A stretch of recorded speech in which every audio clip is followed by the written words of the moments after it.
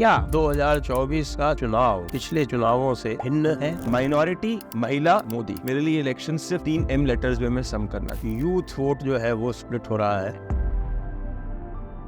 मैं आपको एक चीज बोल रहा हूँ, ये पॉडकास्ट में आप नोट करिएगा, और मैंने कल अपने एग्जिट में भी बोला। तो इस बार इलेक्शंस की जो बेस लाइन थी वो जिस दिन इलेक्शन अनाउंस हुआ था उसके पहले ही तय हो गई थी। माइनॉरिटी मुस्लिम वोट एक तरफा ऑपोजिशन की तरफ गया है। Fortress Calcutta can be reached. तो आप एक निर्णय कर लीजिए संजय जी, आप लोग मोदी को वोट डाल रहे हैं कि नहीं डाल रहे हैं? उड़ीसा में आपको पता है क्या कर रही है बीजेडी? सभी महिलाओं को कह रही है कि आप जगन्नाथ जी की फोटो पे हाथ रखिए और कसम खाइए कि आप बीजेडी को वोट डालेंगे। नवीन पटनायक का गढ़ है, वहां तक लोग कह रहे हैं मोदी को वोट डालना है। मैं आपको क्या कहूँ, 400 पार। ये पूरा चुनाव जो है सिर्फ 4 लेटर का है। मैडनेस है, मैडनेस।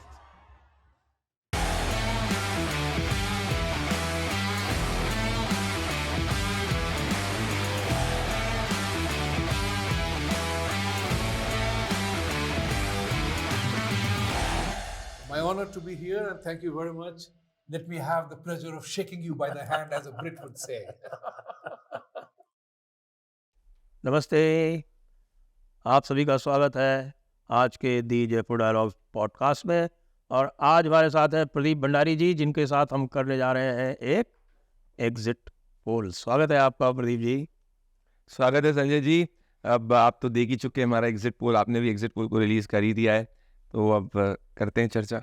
जी हाँ, और उसका विश्लेषण करना भी आवश्यक है कि यदि आपने एक एग्जिट पोल रिलीज़ किया है तो जो भी नंबर्स आप दे रहे हैं उसकी बेसिस क्या है। सबसे पहले तो मैं ये जानना चाहूँगा कि क्या 2024 का चुनाव पिछले चुनावों से, विशेषकर 2014 और 2019 के चुनावों से भिन्न है?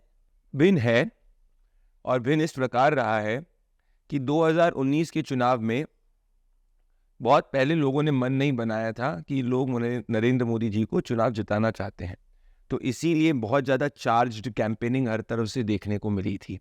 तब मैं ट्रैवल कर रहा था तो अप्रैल में हमने कहा था 300 प्लस, परंतु ऐसा नहीं था कि जनवरी, फरवरी, मार्च के अंदर लोगों ने पूरा मन बना लिया था। अब जब मैं कह रहा था 300 प्लस, मतलब उसके ऊपर वो कितनी आए, that is a matter of campaigning, पर एक बेसलाइन तय हो जाती है। इस बार मैंने देखा, जब क्योंकि मैं इस बार इलेक्शन का जब फर्स्ट डे ऑफ वोट पड़ा था, जब इलेक्शंस अनाउंस हुए थे, उसके पहले तक मैंने एक चीज़ ऑब्जर्व करी थी कि जहाँ भी मैंने लोगों से बात करी, मैंने पाया लोग इस बात पे कंप्लीट सेम राय रख रहे थे कि नरेंद्र मोदी जी को ही प्रधानमंत्री बनाना है। इस बार कोई कन्फ्यूजन नहीं था, और इस बार ये भी क्लैरिटी थी कि ऑपोजिशन जो है वो मोदी को हरा नहीं सकता। और इवन जो ऑपोजिशन को वोट डाल रहा था वो भी ये मान रहा था कि नरेंद्र मोदी ही प्रधानमंत्री बनने वाले हैं। तो इस बार इलेक्शंस की जो बेस लाइन थी वो जिस दिन इलेक्शन अनाउंस हुआ था उसके पहले ही तय हो गई थी कि Modi is coming back.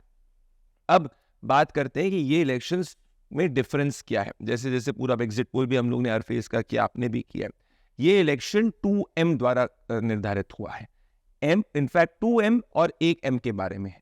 Minority, महिला, मोदी। मेरे लिए इलेक्शन सिर्फ 3 M लेटर्स में मैं सम करना चाहूँगा, और मैं क्यों कहूँगा। माइनॉरिटी मुस्लिम वोट एक तरफा ऑपोजिशन की तरफ गया है।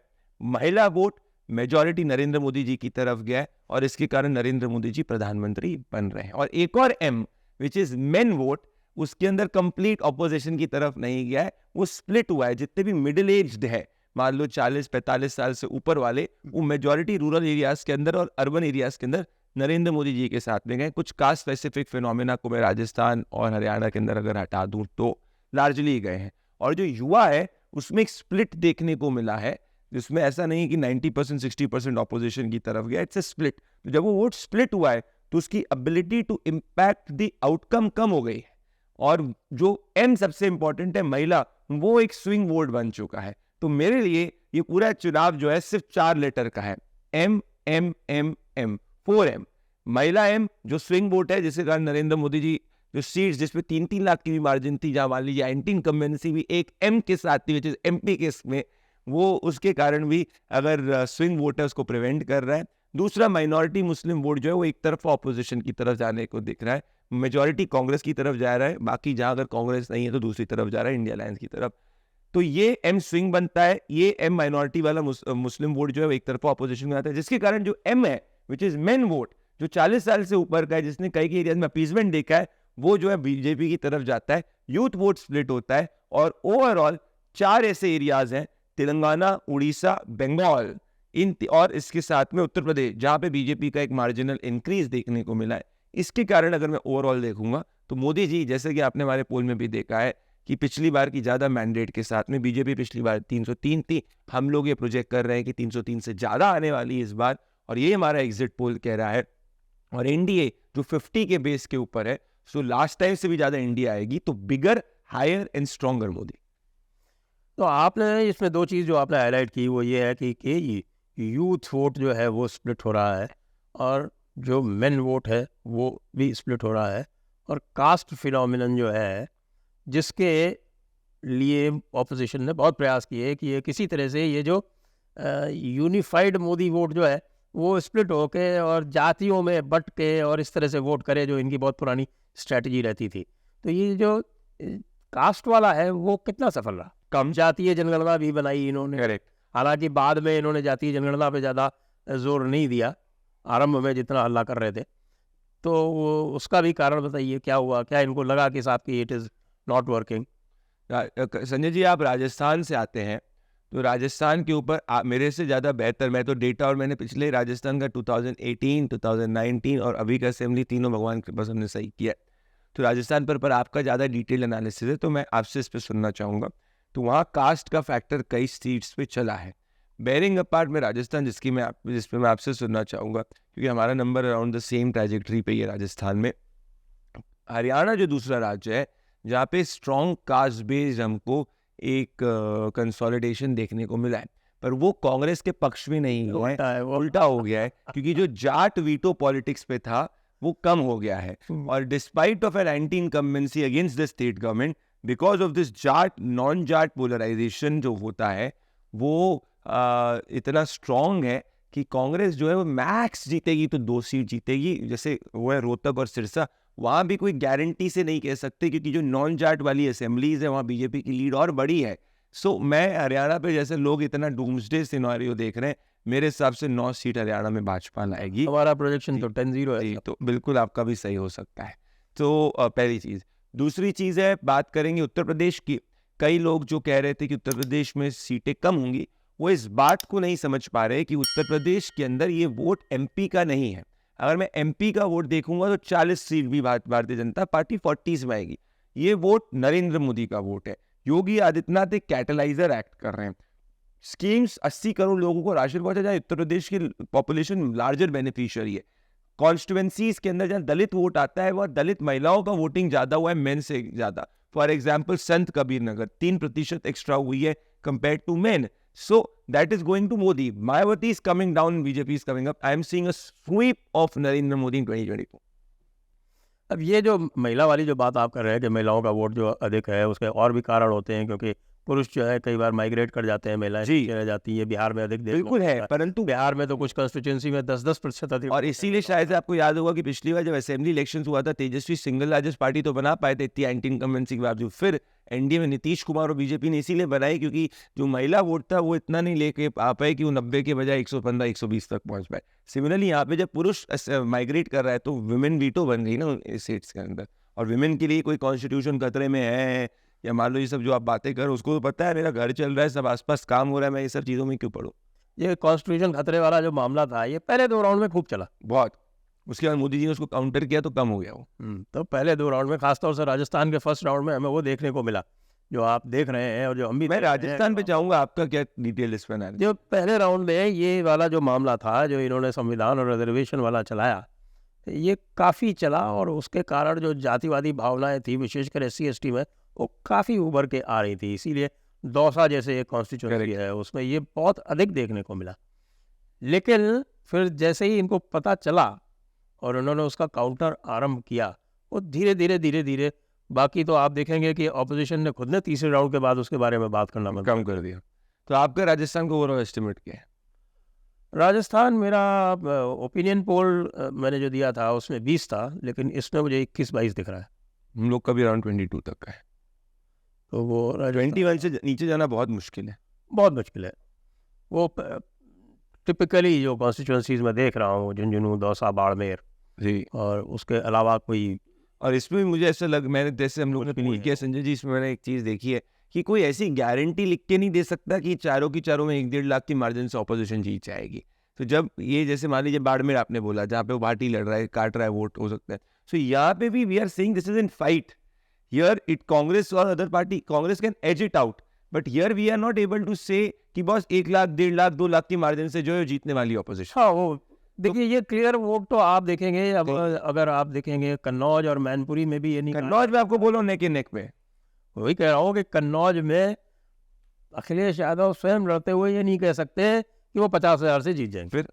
फिर जो लोग कह रहे हैं कि हवा ऑपोजिशन की, अगर आपके की कैंडिडेट्स अपनी सीट को 1 लाख प्लस वोट से लोकसभा में नहीं पुल कर पा रहे और उसकी गारंटी नहीं दे सकते, मोदी जी गारंटी मैं आपको लिख के देता हूँ कि भाई पिछली बार 5 लाख 5.5 लाख वोट आए थे, पिछली बार 4,79,000 से जीते थे। ये बढ़ जाएगा मिनिमम 1-1.5 लाख से 1 लाख से बढ़ जाएगा ये। तो आपको मैं लिख के दे रहा हूँ, पिछली बार 62% था, इस बार 66 भी हो सकता है। 66.2 जो चंद्रशेखर जी का रिकॉर्ड था उसको भी क्रॉस किया जा सकता है, क्योंकि वहाँ पे 2 असेंबलीज है, जहाँ पे एक आपकी रोहनिया है और एक और सेवापुरी आती है, जहाँ पे यादव वोट्स है, और वो यादव शालिनी यादव जो है इस बार लोकल इनको सपोर्ट कर रही है, जिसका थोड़ा बहुत कोल्ड था, और वहाँ पे उस ग्रामीण इलाकों में लोग माइक्रो मैनेज कर रहे हैं, और जाके ऐसा हो सकता है इनका वोट बढ़ेगा। तो मैं आपको लिख के दे सकता हूँ कि मोदी एक तरफा चुनाव जीत रहे हैं। तो अगर मान लीजिए मोदी एक तरफा चुनाव जीत रहे हैं और ऑपोजिशन का कोई व्यक्ति, जैसे राहुल गांधी भी वायनाड को तो माइनॉरिटी कॉन्स्टिट्यूएंसी के चक्कर में माना जाता है कि वो जीत जाएंगे, रायबरेली भी अगर जीतेंगे तो ऐसे नहीं कह सकते कि मैं 2 लाख की मार्जिन से जीतूंगा। तो आप कहाँ कह रहे हो कि ऑपोजिशन की हवा है? तो इसलिए मैं क्वाइट कॉन्फिडेंट हूँ अपने एग्जिट पोल के बारे में। क्या ये कहा जा सकता है कि ये जो महिलाओं का वोट अधिक पड़ रहा है, और आपकी जो फाइंडिंग्स है वो निकाल रही है कि साहब के महिलाएं पुरुषों से अलग वोट दे रही हैं, तो क्या अब परिवार में पुरुष का वोट वीटो नहीं रहा, महिला का वीटो हो गया? 100% यस, डिपेंड करता है कौन सा परिवार है। फॉर एग्जाम्पल, जितनी ज़्यादा सोशो इकोनॉमिक बैकग्राउंड में ऊपर जाएंगे आप, सोशो इकोनॉमिक कंडीशन जितनी ज़्यादा आपकी ऊपर होगी, तब वहाँ पे एक परिवार वोट पड़ता है। जब आपकी इकोनॉमिक कंडीशन बड़ी होगी, और उसमें जो ऊपर अपर कास्ट है जिसको कहते हैं, वो दूसरी तरफ नहीं जा रहा है।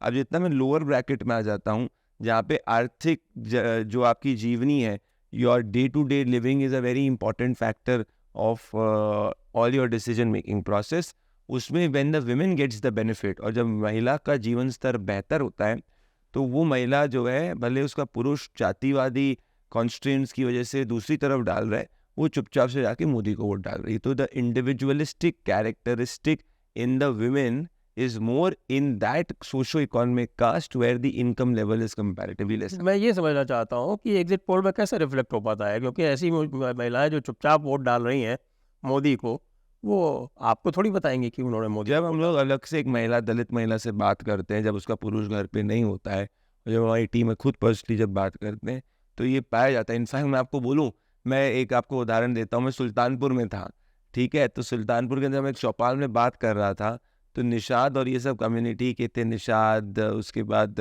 पासवान, अलग अलग कम्युनिटी के लोग थे।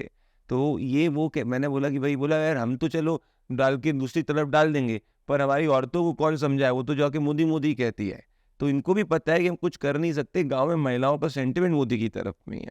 मैं अभी बनारस में था, जब बनारस से आ रहा हूँ, मैं आखिरी डे ऑफ माई ट्रैवल में बनारस में था, वहाँ नौकार से बात की, उसने बोला भैया हम लोग का तो चलो ठीक है, पर महिलाएं गांव में एक तरफा मोदी के साथ है, क्योंकि उसने घर दे दिया, उसने रोड बना दी, पानी पहुंचा रहा है, सिलेंडर दे रहा है। ये 4 लाइन बोली जाती जी। और ये जो बड़ा सिलेंडर का दाम है, जो नीचे की तबका है, उसके लिए तो सब्सिडाइज्ड ही सिलेंडर हो रहा है ना। कुछ जो महत्वपूर्ण प्रदेश हैं उनके बारे में थोड़ी सी बात कर लेते हैं। पश्चिम बंगाल में क्या हो रहा है? 22 मिनिमम। ये तो आपका हमारा ऑलमोस्ट आइडेंटिकल है।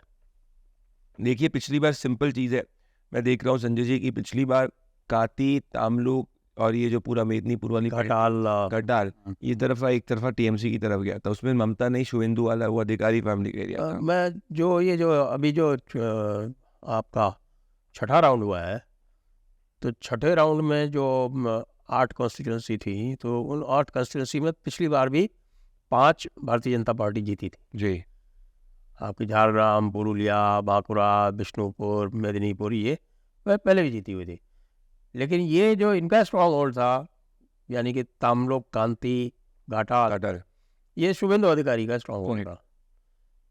तो इस बार जो हमारी जो सूचना आ रही है वो ये है कि साहब घाटाल तो अभी भी टीएमसी की तरफ कांटे की लड़ाई है, सही सही कह रहे हैं आप। बाकी लेकिन कामना और कामलोक और कांति तो निकल एक रहा तरफा है। एक तरफ है, बिल्कुल सही। तो इसीलिए वो जो 5 है वो 6 से 7 हो जाएगा, 8 भी हो सकता 8 भी हो सकता है। मैं तो कंजर्वेटिव लेके चल रहा हूँ क्योंकि बंगाल के अंदर बहुत सारी बाकी चीजें है। और वो बहुत सारी बातें हैं और वहाँ, इस बार क्या संजय वहाँ पे साइंटिफिक रिगिंग भी होती है। साइंटिफिक रिगिंग, ऑर्गेनाइज रिगिंग, अब तो एडमिनिस्ट्रेशन के अंदर या आ चुके हैं, या आपको आप सब जानते कुछ हैं पता ही है। वहाँ पहले बूथ जैमिंग होती थी, लेकिन आजकल वो पल उल्टा हो गया है। आजकल तो वो बूथ जैमिंग नहीं होती, बूथ पुशिंग होती है उल्टा है। इसमें संजय जी एक और चीज़ क्या है कि पर BJP has learned it's lessons, क्योंकि जब आप 2 इलेक्शंस में ऑर्गेनाइज सिस्टमैटिक साइंटिफिक रिगिंग देखते हैं और आपको एडमिनिस्ट्रेशन का उपयोग दुरुपयोग और जब आप डिटेल में देखते हैं तब आपको ये समझ में आता है कि भाई इसको प्रिवेंट कैसे करना है। तो इस बार अगर आपने देखा होगा ऐसी इंसिडेंट्स भी कंपैरेटिवली कम हुए, इसलिए मैं ज़्यादा कॉन्फिडेंट हूँ कि इस बार 22 सीट बीजेपी निकाल लेगी। बल्कि शुभेंदु अधिकारी तो बार बार इलेक्शन कमीशन को बधाई दे रहे हैं और कह रहे हैं कि आपने फ्री और फेयर इलेक्शन करवाया। जी, शुभेंदु अधिकारी जो थे उनको तो हर निटी-ग्रिटी पता ही है। उनको न केवल निटी ग्रिटी पता है, वो तो कर्णधार हुआ करते थे एक ऑपरेशन के एक जमाने में। करेक्ट। तो इसलिए मेरे हिसाब से Bengal will see a rise. लेकिन क्या fortress Calcutta can be breached? मैं थोड़ा सा कंजर्वेटिव हूँ क्योंकि वहाँ उसमें एक सीट है कैलकाटा की जहाँ बीजेपी अच्छी लड़ाई में, वो है नॉर्थ की सीट में। अब वहाँ पे कैंडिडेट भी सुदीप बंदोपाध्याय के खिलाफ भारतीय जनता पार्टी ने इस बार अच्छा कैंडिडेट उतारा है। So it's a neck and neck election. I have kept it as a toss over seat. वो और मथुरापुर है जहाँ पे बीजेपी जीत सकती, दमदम में भी फाइट है, ये 3 में, पर मैं अभी इनको टॉस ओवर सीट्स रख रहा हूँ। ये उनमें से कोई कन्वर्ट हो जाएगी तो 22, 23, 24, 25 हो जाएगा। जी, लेकिन नॉर्थ बंगाल बिल्कुल वैसे का वैसा ऐसे जैसा था। वैसा था, बिल्कुल। नॉर्थ बंगाल में कोई चेंज नहीं है। पहले लग रहा था कि चेंज होगा, बट इलेक्शंस के वोटिंग डे आते आते जैसे पिछली बार वोट किया था वैसे ही वोट किया।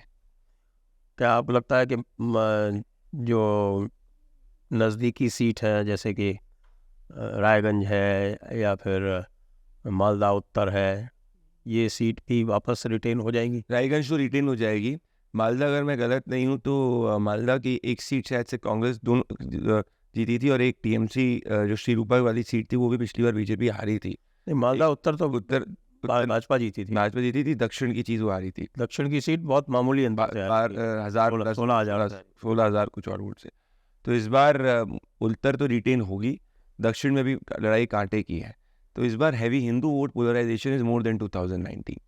इस बार ये फर्क है कि जितना 2019 में पोलराइजेशन हुआ था 2024 में उससे ज़्यादा पोलराइजेशन। जी अच्छा, ये हावड़ा के आसपास की जो सीटें हैं उनके बारे में बताइए। देखिए जैसे पिछली बार आरामबाग बहुत कम मार्जिन से हारी बीजेपी थी, निकाल रही है इस बार, और जैसे आपके हुगली तो ये हुगली में टक्कर है क्योंकि ये वहाँ भी पे कम मार्जिन से जीते थे। यहाँ पर इस बार डिफिकल्टी है, हुगली के अंदर अगर निकल जाए तो बहुत बड़ी बात है, जीते करने से मोदी जी की हवा पे जीतेगा। तो आरामबाग बीजेपी निकाल रही है।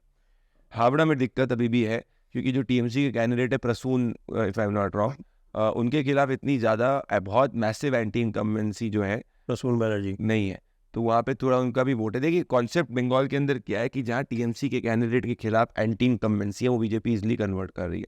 जहाँ टीएमसी का कैंडिडेट एवरेज है और बीजेपी का कैंडिडेट अच्छा है वो भी कन्वर्ट कर रही है, पर जब जहाँ दोनों एवरेज है वहाँ पे वो कन्वर्जन में थोड़ा सा डिफिकल्टी हो रही है।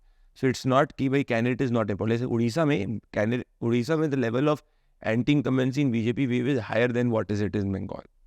सो there the name of the candidate is not important, but in Bengal, for particularly in some areas of TMC, some areas of Calcutta के आसपास, the name of the candidate is important.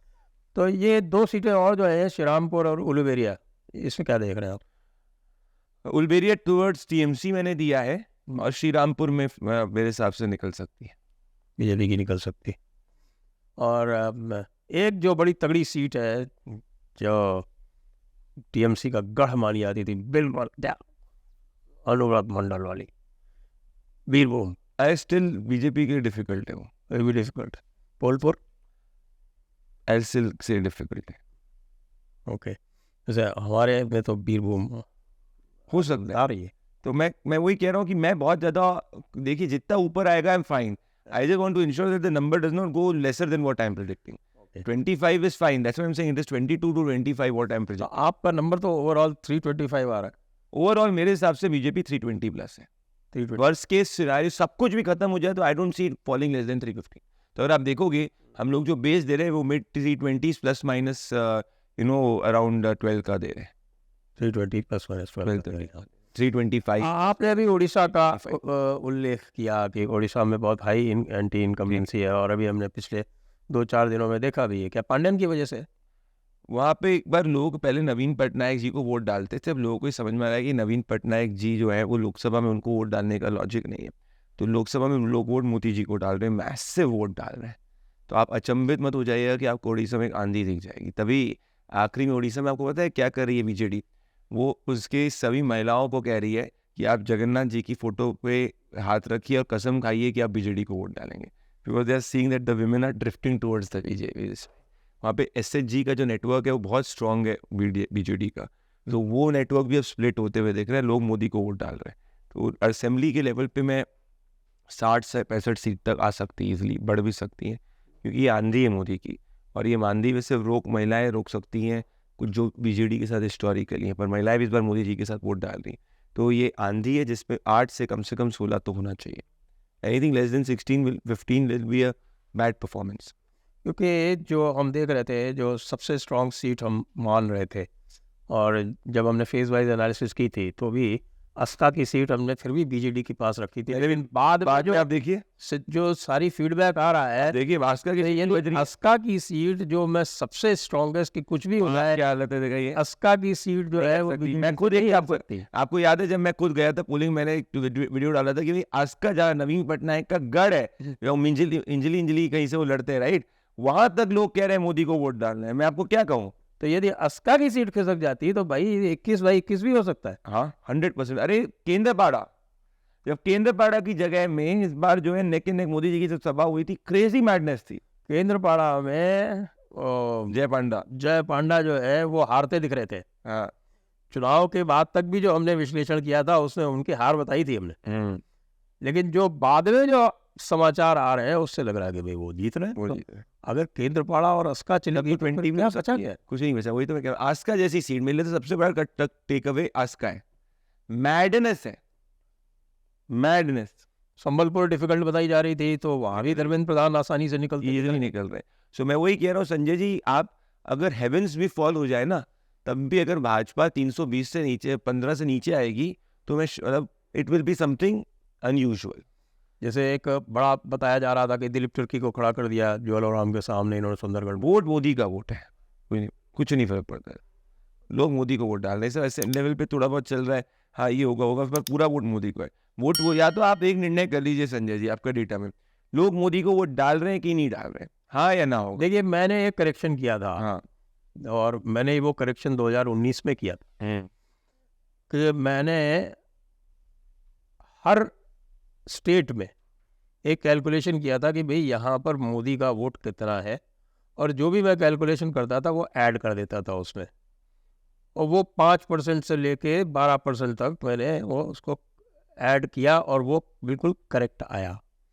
जहाँ पे मोदी का नहीं था, जैसे तमिलनाडु में तो मोदी का उस समय नेगेटिव था, अब नेगेटिव नहीं है, अब वो नेगेटिव नहीं है बल्कि पॉजिटिव थोड़ा सा, उतना नहीं है, पॉजिटिव है कंपैरेटिवली, 2-3% ही होगा तो, लेकिन पॉजिटिव है। लेकिन स्टेट्स लाइक यूपी, उसमें तो 10% आप हर कंस्टिट्यूंसी में पहले ऐड कर लीजिए, फिर आगे कैलकुलेशन करेंगे, तब जाके सही आता है। तो फिर आप मुझे बताइए कि अगर वोट मोदी का है नहीं है, एक बार हम लोग निर्णय कर लें, और एक स्ट्रांग लीडर, आप इतने एक्सपीरियंस रहे, एक स्ट्रांग लीडर के साथ ऐसा नहीं हो सकता इधर इतनी पॉकेट में वोट है। अब नहीं है मोदी 2024 इज नॉट मोदी 2014 की। There is any pocket in this country where is impact is not felt. Some places, demographic reasons, socio-economic reasons, caste reasons, BJP not having base vote, translating, making it a winning state. But Modi impact is there now across the country, bearing apart Andhra Pradesh, जहाँ पे the alliance partner is adding to the BJP's tally. Every other state, the BJP is increasing or is stably evolved and there because of the Modi effect. But even in Andhra, at least 5% vote is getting added only because of Modi. Only because of Modi. So last time that said was वहाँ पे BJP का vote share NOTA से भी कम था, अब आज यहाँ पे 2 से 3 सीट जीत रही बीजेपी। पिछली बार तो बीजेपी ने अपना वोट शिफ्ट भी किया था, अकेले भी लड़ी थी। तो मैं कह रहा हूँ 2 से 3 सीट जीत रही है, एनडीए 10 से ऊपर निकाल रही है, तो it's also an added factor. तो मैं यही कह रहा हूँ कि लोग जो इस इलेक्शंस को नहीं समझ पा रहे हैं, या जो दूसरी तरीके से देख रहे हैं, देख हम लोग का वोट शेयर पिछली बार हमने 37 प्रोजेक्ट किया था, इस बार हम लोग 41 से 43% के बीच में बीजेपी का वोट शेयर देख रहे हैं. सो 4 to 5 ओवरऑल 50 क्रॉस करें. 50 क्रॉस कर सकता है. 50 to 52 is what we are looking at NDA. 49 to 51 precisely. देखिए अगर आपने ऑब्जर्व किया हुआ संजय जी, 2014 और 19 दोनों में 7.5% तक एनडीए जो है 7.5 से 8% तक एनडीए का रहता था. इस बार Babu Chandra Babu is also with the BJP. इसके साथ में जो शिवसेना का वोट है, शिवसेना का वोट भी स्प्लिट हो गया है. सो अगर मैं बीजेपी 42% पे देख रहा हूँ, 9% तक अगर लेता हूँ, तो I am looking at the NDA somewhere between 49 to 52. मतलब राजीव गांधी का रिकॉर्ड टूटेगा. टूट सकता है, टूट सकता है. मुझे बताइए कि what is the negative factor to it. Only the one negative factor लोग बोल रहे हैं कि बॉस ये लोकलाइज स्टेट इलेक्शन हो गया है. The only counter narrative to what we are projecting, your number also I believe is 320 plus for the BJP. Yes, 325. BJP 325 BJP. वो 305 तो नहीं है ना आपका? नहीं, 325. हमारा ओपिनियन पोल जो था वो 319 था, but now we have given it light. So you are also not seeing less than 315? No. Less chances, right? So what I'm trying to say is that even in this, so what is the counter narrative? लोग बोल रहे हैं कि यार unemployment, inflation ये सब चला, और महाराष्ट्र में बात कर रहे हैं. मैं आपको एक चीज बोल रहा हूँ, ये पॉडकास्ट में आप नोट करिएगा, और मैंने कल अपने एग्जिट में भी बोला, Maharashtra will be the state which will surprise the proponents of the opposition the most. Maharashtra में तो बिल्कुल क्लियर है. अगर आप चलिए महाराष्ट्र की बात कर लेते हैं, क्योंकि महाराष्ट्र की बात कर लेते हैं, उसके बाद जो आउटलायर स्टेट्स हैं उनकी. प्लीज, लोग महाराष्ट्र को आउटलायर बोल रहे हैं, मैं अचंभित हूँ उसमें.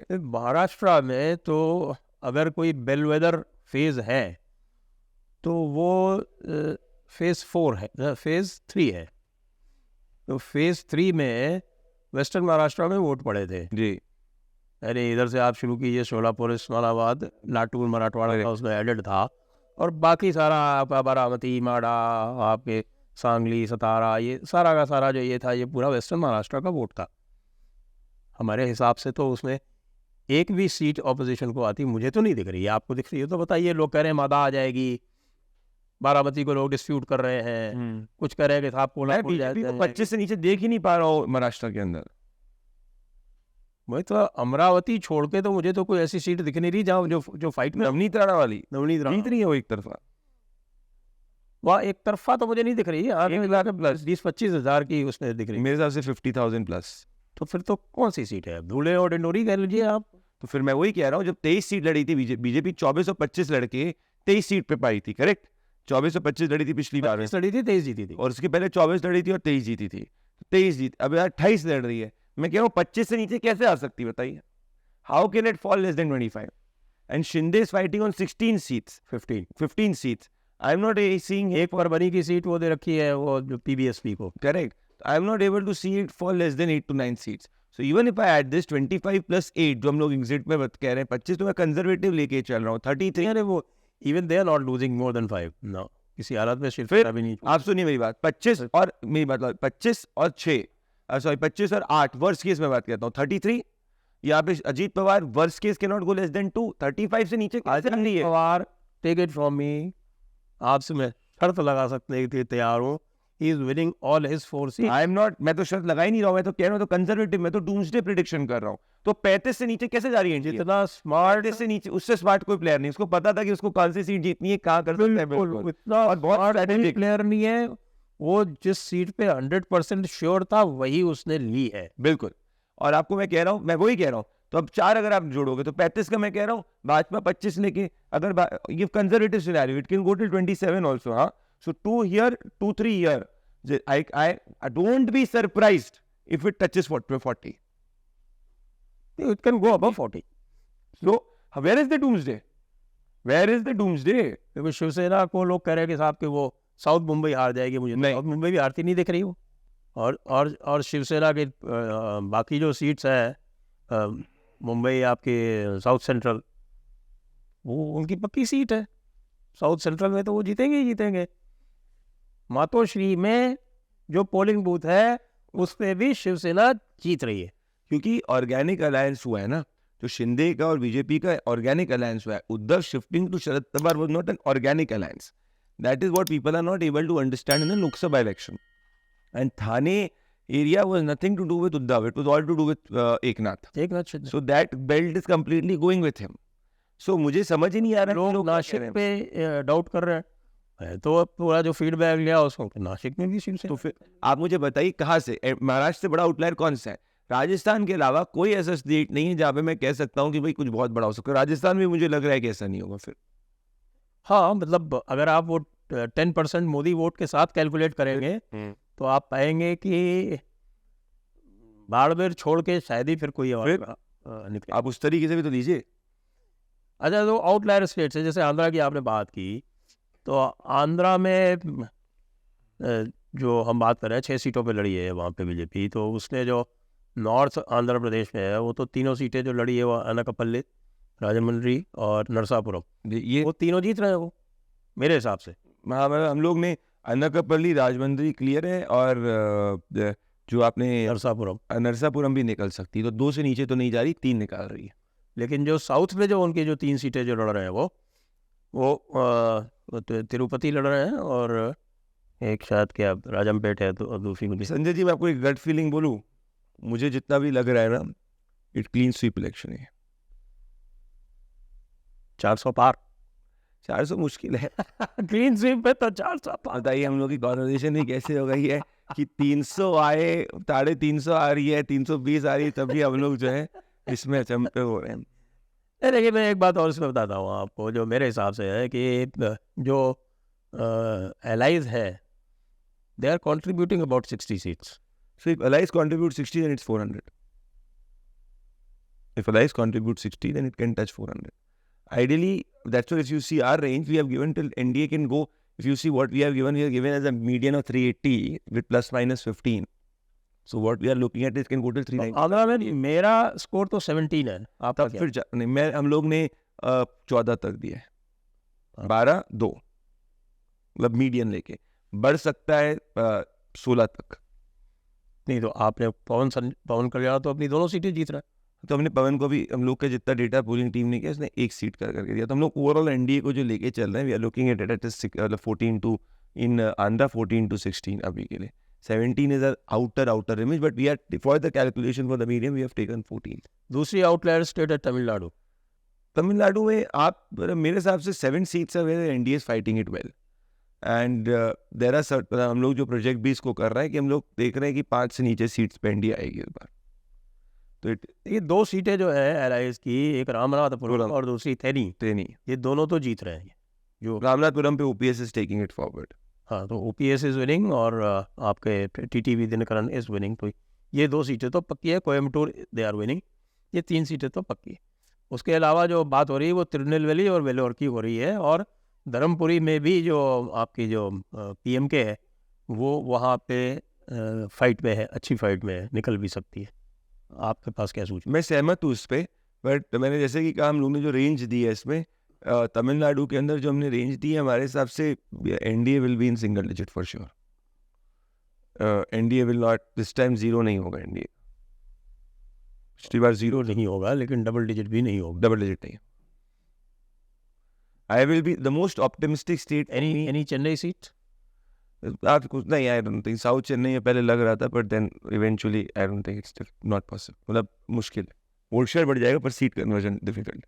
चेन्नई सेंट्रल में भी फाइट है। आई विल क्लियर, मतलब I am not to defeat the BJP, मतलब बीजेपी जीत नहीं रही है। चलिए, दूसरी आउटलायर स्टेट है केरला। क्या लगता है? केरला में आउटलाइन नहीं है, 2 सीट पे बीजेपी का चांस है, त्रिवेंद्रम और थ्रिशूर, बाकी सब क्लियर है। I will C Kerala, I am still seeing UDF doing very good. Can UDF repeat 2019? 2 seats less, 2-3 seats less. क्योंकि एलडीएफ ने पिछली बार तो एक तरह का 2019 में एक तरह का उन्होंने तो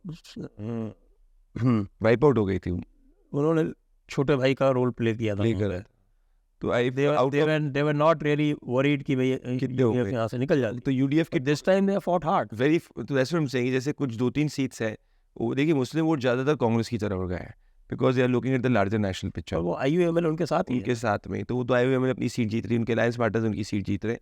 तो ओवरऑल अभी 2-3 सीट्स पे दिक्कत हो सकती है, but apart from that it is all UDF only. तो ऐसा कुछ बहुत मिडिल डेंट नहीं होते हुए। क्योंकि पिछली बार ये 15 सीट जीत गए थे कांग्रेस कांग्रेस वाले। इस बार 13 तक मतलब ओवरऑल तो इनका जो अलायंस था वो 19 सीट्स जीत गया था। जी, इस बार मेरे हिसाब से 16-17 तक पहुंच जाएंगे। 16 alliance will be down now. And Congress will be down. Congress, others are not getting down in the alliance. Only 2 seats if the Congress is there. That's it. 13-14 पे कांग्रेस स्टिल रहेगी, 2 से 1 सीट। Anyway, हमारा तो प्रेडिक्शन 10 का है। आपको लग रहा है 10 तक कांग्रेस आ जाएगी? मैं उसमें थोड़ा अभी भी कांग्रेस की तरफ ही रखूंगा अपनी चीज। जी। एक कर्नाटका में बड़ा हल्ला हुआ है साहब कि पता नहीं क्या कर दिया है कांग्रेस ने उसमें, मुझे तो कुछ खास दिखा नहीं। सेकंड फेज में थोड़ा सा, फर्स्ट फेज में तो मैं स्वीप देख रहा हूँ actually, to be very Frank.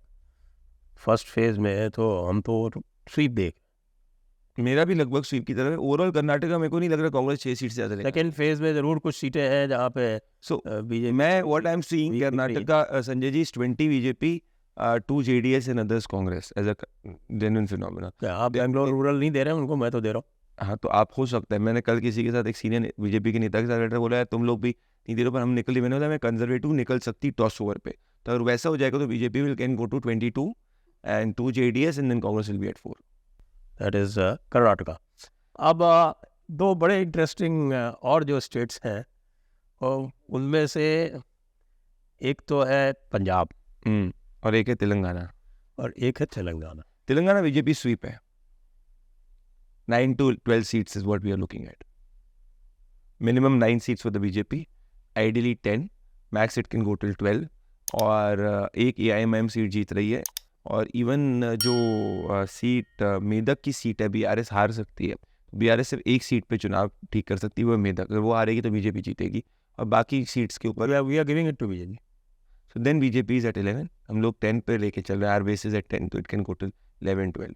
क्या हुआ तेलंगाना में? अरे आपको याद होगा जब मैं आपके साथ असेंबली लेवल पे भी जुड़ा था, मैंने आपको कहा था भाई अभी लोग वोट बेशक कांग्रेस को डाल रहे हैं क्योंकि भाजपा इज एन ऑल्टरनेट। जब मेरी आपकी कॉन्वर्सेशन हुई थी कि Bhajpa somehow looked as giving away the election, so people wanted to get BRS out, because वहाँ पे मॉरल हजार्ड था कि यार इसने हमारी जनरेशन को खराब कर दिया शराब बेच के, दारू बेच के, despite so many welfare schemes. So उसको कांग्रेस का वोट था, पर जब हम उन्हीं बीआरएस के वोटर्स से, कांग्रेस के वोटर्स से पूछते थे 24 में कौन, तो बोलता है Modi. Similar is I was anticipating this. So BJP was at 4 seats with just single digit vote share in the assembly election. Now it is a double digit vote share, more than 20% is vote share in the assembly election. Remember last parliament also they got 20%. वही मैं कह रहा हूँ ना, उस parliament election में 4 seat और 20% आने के लिए असेंबली इलेक्शन में उनका सिंगल डिजिट वोट शेयर था, वो बढ़ के पार्लियामेंट में 20% से ज़्यादा हो गया और सीट उसकी 4 आ गई। इस बार वो 40% का वोट शेयर क्रॉस कर रहे हैं तेलंगाना के अंदर, और 9 से 12 सीट के बीच में लेके आ रहे हैं। और अगर आप मेदक हम लोग ने टॉस ओवर में रखी है, अगर वो एक सीट है जो उससे बीआरएस जीत सकती है, और वहाँ भी बीजेपी अगर जीत रही है, आप जैसे आप लोग दे रहे हो, मैंने उसको टॉस ओवर पे रखा है, तो then I will see this BJP going till 11 easily. तो इट्स अ स्वीप बीजेपी। आप सोचिए कांग्रेस 6 महीने पहले सरकार में है और BJP is the single largest party इन तेलंगाना, कितनी बड़ी बात है। This tells you that the data and the statistics that 2011 से लेके अभी तक कांग्रेस कोई भी स्टेट गवर्नमेंट को रिपीट नहीं। हमारा यहाँ पे एक और भी आकलन है कि ये जो शिफ्ट है दिस इज विमेन ड्रिवन।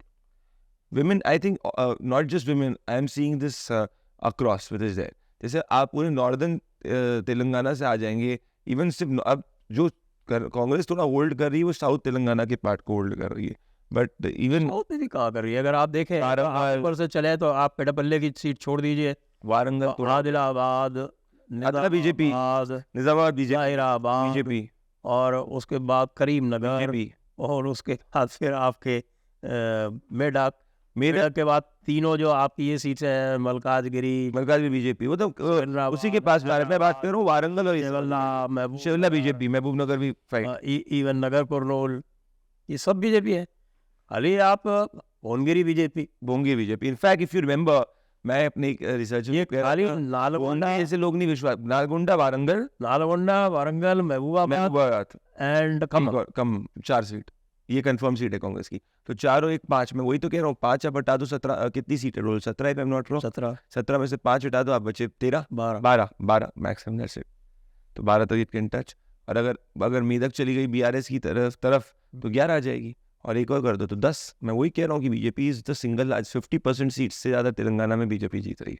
और इससे बड़ा टेस्टमेंट क्या है मोदी फैक्टर का, मोदी इम्पैक्ट का, कि एक स्टेट इलेक्शन जो कांग्रेस 6 महीने पहले जीती, 6 महीने भी नहीं हुए, दिसंबर में जीती, जनवरी, फरवरी, मार्च, अप्रैल में 5 महीने हुए, उसको बीजेपी ने नॉट इवन उसमें मेजॉरिटी सीट जीती। फ्लिप कर दिया। कितनी बड़ी बात है। पंजाब की बात करते हैं। पंजाब में मेरे हिसाब से Punjab the great confusion. I am keeping the BJP at 2 to 3, which is there. Gurdaspur, Hoshiarpur, Jalandhar. These are 3 seats where the BJP. What about Ludhiana? Ludhiana निकल सकती है तो हो जाए, पर अभी it's a toss over seat. So I will still. मुझे तो लुधियाना पटियाला में भी चांसेस नहीं। पटियाला में कोई, मैं कन्विंस हूँ कि पटियाला बीजेपी नहीं. हम लोगों ने ग्राउंड का डेटा जो फीडबैक किया था, we are not seeing BJP coming at Patiala. मेरा जो रिसर्चर गया था. So I will keep the BJP at 3, around Congress at 5, आम आदमी party around 4. Both of them will split around 4 to 5 के बीच में. तो ये हो गई. और एक अगर बठिंडा की सीट अकाली जीत गई तो जीत गई लग सकती. और खड़ूर साहब, अमृतपाल की उसमें एक बार मैं चेक कर लूँगा, पर हम लोग का डेटा फीडबैक कह रहा है कि आम आदमी पार्टी वहाँ पे थोड़ा बहुत. आप लोग का क्या कह रहे हैं? अमृतपाल निकल सकता है वहाँ पे। ये ज़रूर है कि अकाली उसको हराना चाहेंगे तो लास्ट मोमेंट पे, ये 2-3 दिन बाद पता चलेगा कि अभी हम लोग tabulate पे अकाली ने अपने वोट शिफ्ट किए किसी को। ये हम लोग अभी नहीं पता कर सकते, वो तुमको सिर्फ जून 4 को ही पता चलेगा. तो उसमें जो ये दिक्कत आने वाली है वो बहुत बड़ी दिक्कत आने वाली है। तो ये पंजाब का मामला है। एक जो बड़ा एक विचित्र जो हुआ, I think national security perspective से at least I was not very happy. Jammu Kashmir जो है वो मेरे ख्याल से इस पूरे ओवरऑल ब्राइट सिनेरियो में डार्क स्पॉट है बीजेपी के लिए। वो इसलिए है कि 2 सीट तो शायद वो जीत जाएंगे, जम्मू की और उधमपुर की। हाँ, पर लद्दाख इस बार कांग्रेस निकाल रही है। लद्दाख कांग्रेस तो भी नहीं निकाल रही, मेरे हिसाब से इंडिपेंडेंट निकाल रहा है। मेरा मानना है कांग्रेस उसमें मैं पूरा कांग्रेस की तरफ गया। हाँ? मुस्लिम वोट लद्दाख की सीट इज डिफरेंट. में पिछली बार तो स्प्लिट हो गया था मुस्लिम वोट, इसलिए बीजेपी निकाल गई थी. इस बार मैं still I feel Muslim vote नहीं, वहाँ जो शिया वोट है उन्होंने जो इंडिपेंडेंट खड़ा किया है। देखिए कारगिल में क्या हुआ था आपको बता देता हूँ मैं कि जो आपके पूरी की पूरी कांग्रेस यूनिट जो है वो रिज़ाइन कर गई थी लास्ट मोमेंट पे, इसलिए क्योंकि कांग्रेस ने मुस्लिम कैंडिडेट नहीं दिया था और वो रिज़ाइन करके उन्होंने अपना मुस्लिम कैंडिडेट किया था। देखिए बहुत छोटी कॉन्स्टिट्यूंसी है वो, काफ़ी छोटी. वहाँ मुश्किल से 1.5 लाख तो टोटल वोट्स हैं। करेक्ट. और 1000-2000 में पूरा फैसला हो जाता है। तो वो जो उन्होंने मुस्लिम कैंडिडेट खड़ा किया है, हमारे सूचना के अनुसार वो इंडिपेंडेंट कैंडिडेट जीतेगा। इधर दोनों बुद्धिस्ट कैंडिडेट हैं, बीजेपी कांग्रेस के दोनों कैंडिडेट बुद्धिस्ट कैंडिडेट्स हैं, तो ये दोनों हारने वाले हैं और वो जीतेगा। पिछली बार जो हुआ था, ये जो आपकी पूरी जो श्योक वैली थी, पूरी श्योक वैली जो थी वो बीजेपी के साथ गई थी। That was a very important factor in their winning, क्योंकि वहाँ पे भी है कोई 4-5 हज़ार वोट जो है वो जो इनको मिल गए थे, तो वो भी फ्लिप हुए हैं। तो इस ओवरऑल सिनारियो में वहाँ इंडिपेंडेंट जीतता दिख रहा है। तो मोस्ट इम्पॉर्टेंट बात जो मुझे दिख रही है कि ये जो जम्मू और उधमपुर की जो दोनों सीटें जीत रहे हैं, ये बहुत मार्जिन से जीत रहे हैं। They are winning in close fights, so they are not winning big. और 3 सीटों पे इन्होंने अपने कैंडिडेट ही नहीं खड़े किए, इवन अनंतनाग राजौरी पे भी नहीं खड़े किए, जहाँ valley I think NC doing well fan fair से इन्होंने ये बात की थी। तो जो एक इन्होंने जो वैली का जो एक नेशनलिस्टिक कश्मीरी है, उसने नेशनलिस्टिक कश्मीरी को इन्होंने बिल्कुल ही, जिसको कहते हैं, कंधा नहीं दिया। करेक्ट, उनको ऑप्शन ही नहीं दिया अपने। और लगातार ये जो सेपरेटिस्ट कश्मीरी है उनको अपीज करने में लगे रहे। ट्रैक 2 डिप्लोमेसी वापस चालू हो गई। जो ट्रैक 2 डिप्लोमेसी 370 हटने के तुरंत बाद ख़त्म हो गई थी, साल भर तक बंद रही, और उसके बाद फिर जब इन्होंने वो मुर्मू को हटाया वहाँ से और ये मनोज सिन्हा को भेजा, उसके बाद से वो ट्रैक 2 वाला जो है वो पुराना सिस्टम जो हमारी वोटिंग परसेंटेज जो बड़ी है उसका आपकी क्या रीडिंग है जो वैली के अंदर बड़ी? It is maximum after the 1996 levels. हाँ, वो तो बात सही है कि वो बढ़ी, लेकिन उससे कोई आपका एंटी नेशनल सेंटिमेंट कम हो गया हो, वो नहीं दिखता। अब ये उन्होंने रिकंसाइल कर लिया है कि भाई हमको रहना तो यही है। Correct. Now we cannot go to Pakistan. The Pakistan option is closed. That has been a huge change. That is a huge change. But जो इंटीग्रेशन वाली बात है वो तो अभी भी नहीं है। और बल्कि वो उल्टा है, बीजेपी गॉट सो नर्वस कि they did not even field there candidate. उनको लग रहा था कि अगर मान लो कैंडिडेट फील्ड करें और नहीं जीते तो पूरा नेशनल नैरेटिव होगा कि वैली रिजेक्ट्स आर्टिकल 370। ये मेरे हिसाब से लॉजिक है इसके पीछे। So it was a cautious decision which was taken. So I मतलब somehow I agree that it has to be thought in long term perspective, but let us wait and watch। अभी assembly elections भी आने वाले हैं। चलिए अब वापस चलते हैं उत्तर प्रदेश में, क्योंकि जो अंतर है 250 से 300 के बीच का या 275 से 325 के बीच का, वो यूपी है। वो तो यूपी है। यूपी ही सब कुछ है इसमें। यूपी ही सब कुछ है। अब यूपी में पिछली बार 50% वोट शेयर क्रॉस कर गए थे, इस बार भी कर जाएंगे। इस बार भी कर जाएंगे। एनडीए और जो कुछ महत्वपूर्ण सीटें हैं उनको डिस्कस कर लें। आजमगढ़ में क्या होगा? आपको एक चीज बताऊं, मेरा जो बंदे ने जब पहले first round of exit poll किया था ऑन द डे ही was completely giving it to the Samajwadi Party. उसके बाद जब उसने सेकंड राउंड ऑफ एग्जिट किया उसने बोला अरे सर महिलाएं पूरी स्प्लिट हो गई, मैं नहीं कह सकता। तो मैंने बोला तू यार अभी कहने को तो तू उसको रख दे टॉस ओवर सपा की तरफ में, but he is not able to say it with conviction. Exactly हमारे साथ भी ऐसा है। हमने भी शुरू में आजमगढ़ की बात सपा को दी थी, अब करे तो अब ये तो बड़ा निरहुआ ने तो यादव वोटों में बहुत तगड़ी सेंध पा रही है और महिलाओं में बहुत सबसे बड़ी तगड़ी सेना आई। सबसे बड़ी बात ये है, तो इसलिए नहीं कह सकता। कन्नौज इज ऑल्सो, मतलब मैं नहीं गारंटी से अखिलेश यादव 1.5 लाख 1 लाख मार्जिन से जीतेंगे, ऐसी कोई गारंटी नहीं दे सकता। नहीं आप क्या बात कर रहे हैं? वोट डिसाइड होगी 10-15 हज़ार में, बस 10,000 15,000 में। इमेजिन करिए 10,000 वोट में डिसाइड हो रही है। 10,000 वोट में डिसाइड होगी और हार सकते हैं बहुत आसानी से, वहाँ कोई दिक्कत इसलिए नहीं मैं है। कह रहा हूँ बल्कि मैनपुरी ज़्यादा सेफ है। मैनपुरी ज़्यादा सेफ है। ट्रू, मैनपुरी सेफ है। In fact Mainpuri I am giving it to सब। मैनपुरी ज़्यादा सेफ है। बताइए जो लोग कह रहे हैं कि भाजपा की स्थिति खराब है, हम लोग यहाँ पे गिनती पे सीट कर सकते हैं जहाँ पे ऑपोजिशन लड़ रही है।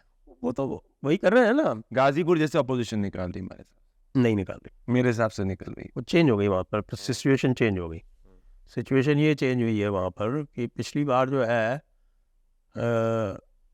ठाकुरों ने वोट नहीं दिया था। मनोज सिन्हा ठाकुरों की वजह से आ रहे थे। जौनपुर की गाजीपुर की सीट यदि आप देखें तो वहाँ मुस्लिम पॉपुलेशन 10-11% ही है, बहुत ज़्यादा नहीं है। तो वो इस वजह से नहीं कि साहब मुसलमान एक तरफ हो गया, मुसलमान रायपुर से वोट डालेंगे। लेकिन चूंकि पारसनाथ राय उनकी जो ऑपोजिशन था वो मनोज सिन्हा से था। मनोज सिन्हा के साथ में मैंने स्टडी किया था और बात की थी लोगों से जो गाजीपुर के लोग हैं। तो मनोज सिन्हा ने अपने आप को बिहारों से गिरवा लिया था पूरी तरह से। तो ठाकर साहब लोग जो थे वो थोड़ी उनकी जो मूंछ को यदि आप चैलेंज करेंगे तो नाराज हो जाते हैं। तो मनोज सिन्हा से उनकी मूंछ की लड़ाई हो गई थी। करेक्ट। पारसनाथ राय से कोई मूंछ की लड़ाई नहीं हो, बंदे ही ऐसा नहीं है कि आप उससे मूंछ की लड़ाई हो उनके। और इस बार योगी जी ने उनको पर्सनली समझाया है। लेट अस सी, देखते हैं। तो मैं तो गाजीपुर को आउट एंड आउट आप बीजेपी को दे रहे हैं विद बिग मार्जिन 50,000 प्लस से मैं दे रहा हूँ बीजेपी को। और पूर्वांचल में आजमगढ़ के अलावा एक घोसी की सीट है जहाँ पे लड़ाई है। घोसी की सीट भी क्लियर हो गई अब, तो पहले फिर नहीं थी। पहले जब मैंने ओपिनियन पोल किया था हम तो घोसी और गाजीपुर के अलावा सब बीजेपी को दे रहे हैं।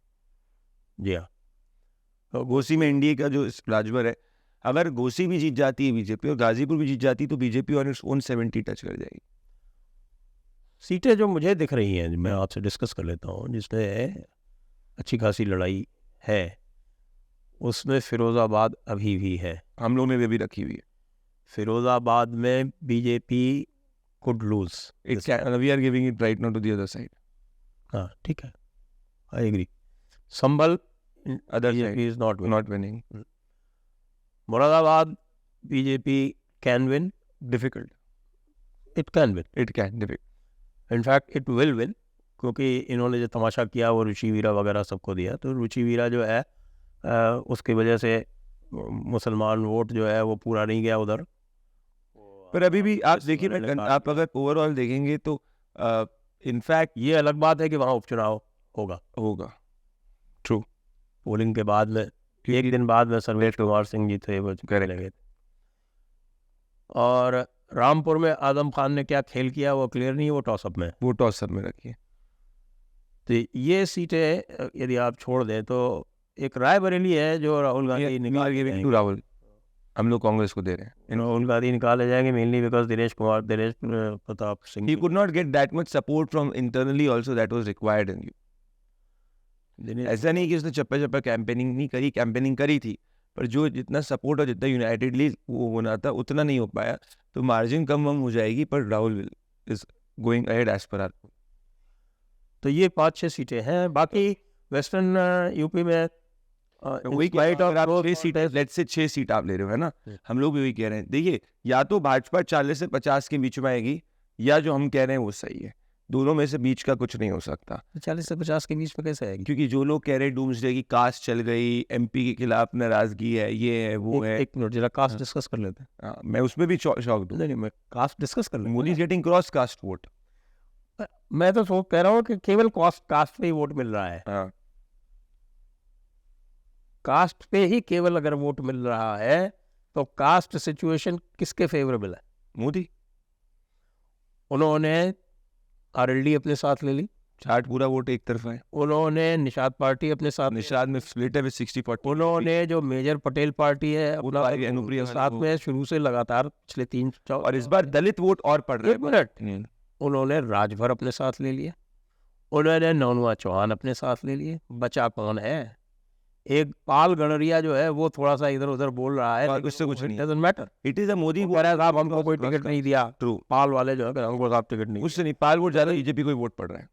मैं आपको सबसे बड़ी बात करूँ, ये दलित वोट, आप ये प्लीज नोट करिएगा, Dalit vote that BJP will get in 2024 in UP will be more than the Dalit vote that BJP got in 2018। 40-50। That is what I am shocking. मैं कल देख रहा था, कल जितने से पत्रकार घूम रहे बोले 52, 51, कहाँ भाई? मैं आपको कल बता रहा हूँ। कल मैंने एग्जिट पोल दिया, लोग यही बोल 2014 का, हाँ। ये सुनिए आप, मैंने कल 2014 का राजदीप देसाई का अमित शाह का इंटरव्यू देखा। हाँ, एग्जिट पोल के बाद। हाँ, वो एग्जिट पोल किसने किया था? इंडिया टुडे उस टाइम पे दूसरे में था ना, वो कौन सी थी? हेडलाइंस टुडे CNN वाली में था ना पहले। पता नहीं मुझे। हाँ, तब ये इसमें न्यूज़ 18 नहीं थी, वो CNN IBN थी।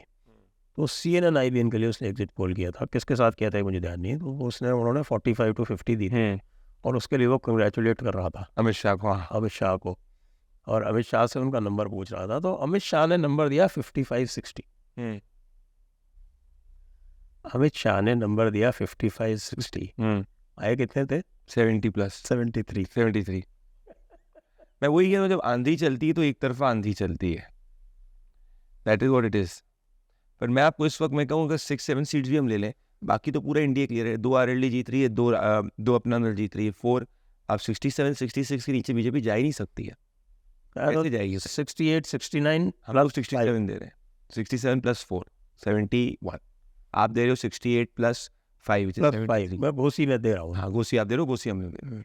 ये हो जाए तो ये तो ऊपर ही है ना, मोटा मोटा एसेंस तो हम लोग एक ही दे रहे हैं ना। हम लोग कह रहे हैं NDA 70+, around 70, and these people are saying NDA 60। तो मेरा मानना क्लियर है, अगर मोदी जी 60, एक बार हम इसको सम अप कर लेते हैं। Done, let's go state wise. We go state wise. Go state wise. I will start state wise. Let's go. North east से चलते हैं पहले। Assam. Same as last time, 1 seat extra. Okay, rest of the north east holding ground, in fact Manipur also holding ground. Sikkim I मतलब no comments. अच्छा, आइए उसके बाद आते हैं Bengal. 21 to 25, but 22 is what I will take. Okay, Orissa. 16, 15 to 17. It can touch 18 also. Jharkhand. 1 seat more than last time. Okay, Bihar. BJP cannot go less than 15. Last time 17 on 17 थी, 15, 14-15 से नीचे नहीं जा सकती। Overall 4 for Chirag. I am talking conservative. 4 for Chirag, 15 this. और अगर आप एक उसको हम को जोड़ दो तो हम की एक हो गई, और JDU can not go less then 10। So JDU around 11-12 पे रहेगी। तो अगर आप इसको जोड़ोगे मेरे हिसाब से 33 से नीचे इंडिया नहीं जाएगी। 32 to 33 से नीचे। चलिए साउथ चलते हैं। 32 to 33 से नीचे नहीं। आंध्रा। India more than 10। 14 के around India will be there. BJP 2 to 3।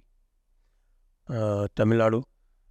India fighting on 6-7 seats. Let's wait and watch. Kerala 2 seats पे बीजेपी की फाइट है। 1 we are giving right now. Karnataka. BJP can not go less than 18। Ideally it should be around 20 and is what will take 20-22। Telangana. 10 BJP. Go ahead, go up. Okay. Let's go to the western side, Goa, both seat BJP, south, south also, क्योंकि जिस south is difficult. Difficult पर जिन areas के अंदर वो voting जहाँ से हमेशा होती थी, इस बार वहाँ पे थोड़ा सा वोट पड़ा है, तो south I am giving it to BJP right now two. Okay, south Goa also to BJP, so Goa 2-0। Maharashtra less 25 minimum BJP, overall, overall 35 NDA, 35 plus, Gujarat clean sweep 36। 26। आपको पता है योगेंद्र यादव जी वहाँ भी 10 सीट दे रहे हैं योगेंद्र जी की कांग्रेस को। क्या कहूँ मैं, योगेंद्र जी को उनकी सीट्स मुबारक रखो। राजस्थान, राजस्थान आई don't think BJP can go less then 22, worst case 21, but up I will not be surprised. Okay, Madhya Pradesh I think clean sweep. 29, ये छिंदवाड़ा, छिंदवाड़ा मुझे लगता नहीं, लेकिन 28 हो जाएगा, तो हम 28 to 29 रेंज दे रहे हैं एग्जिट पोल में। Okay, Chhattisgarh, last time 2 seat आ रही थी बीजेपी, इस बार क्लीन निकल सकती है। 3 हार सकती है, नहीं, क्लीन स्वीप निकल सकती, क्लीन स्वीप निकल सकती है। हाँ एग्जैक्टली, क्योंकि हमारे यहाँ भी clean sweep. Clean sweep. Okay, so that takes care of the west. अब north, JNK 2, Ladakh 0। Okay, Punjab 2 to 3, Himachal, all seats Kangana Ranaut safe. निकल रही है सीट, बस वहाँ पे बहुत मेहनत कर रहे हैं आपके जयराम ठाकुर जी, उनकी पर्सनल साख लगी है मंडी पे, इट इज अबाउट दैट। आपको लग रहा है हार रही है? नहीं, निकल जाएगी सीट, और हाथ तो नहीं रही है, उसमें उसका लेना देना तो चाहिए। सीट बहुत लंबी चौड़ी, बहुत बड़ी सीट है, बहुत लंबी सीट है। पूरा लाहौल स्पीति अकेला एक असेंबली सेगमेंट है, और वो सबसे बड़ा। सबसे बड़ा। अच्छा, Haryana, I don't think BJP can go less than 8. We are giving 9. It can touch 10 also. Okay, Delhi, All 7. Uttarakhand, All 5. Uttar Pradesh, 65 plus BJP. NDA 70 to 72, 73. Right. तो इसके अनुसार आप 320 ±12 दे रहे हैं। 325 is our median, which is there, and 325 plus minus is what we are giving. We don't see that falling less than 310 at all, which is there. तो plus 320 आप 325 plus minus अगर आप 15 भी लेके चलोगे, तो that is what we are ideally giving. आपको बहुत बहुत धन्यवाद प्रदीप जी, Thank you. आपने अपना एग्जिट पोल पूरे So, डिटेल्स के साथ, पूरे आंकड़ों के साथ जी। और खुले मन से हमारे साथ शेयर किया। So Sanjay ji, the essence, the headline from the Jan Ki Baat exit poll 2024 is that Narendra Modi is coming back with a bigger, higher and a stronger mandate as per our exit poll. NDA is getting more seats than what it got in 2019. Thank you very much, बहुत बहुत धन्यवाद आपको, दर्शकों को बहुत बहुत धन्यवाद। जय हिंद, जय भारत, वंदे जय मातरम। भारत।